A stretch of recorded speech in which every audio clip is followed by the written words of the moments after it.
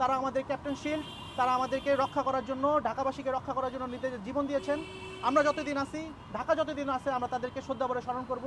বাংলাদেশের একটি কলঙ্কময় ঘটনা ঘটেছিল, হলি আর্টিসানের ঘটনা, যেখানে আইএসআইএসের জঙ্গিরা আমাদের নিরস্ত মানুষের উপরে হামলা করেছিল এবং নৃশংস হত্যাকাণ্ড ঘটিয়েছিল।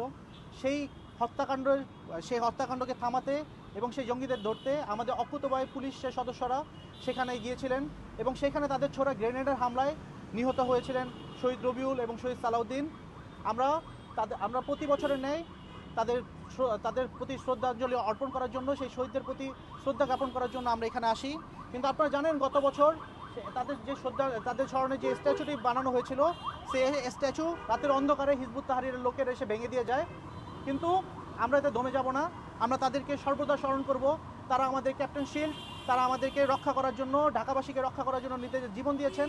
আমরা যতদিন আছি, ঢাকা যতদিন আছে, আমরা তাদেরকে শ্রদ্ধা ভরে স্মরণ করব এবং আমরা পুলিশের কাছে আবেদন করব এই স্ট্যাচুটি পুনর্নির্মাণ করতে।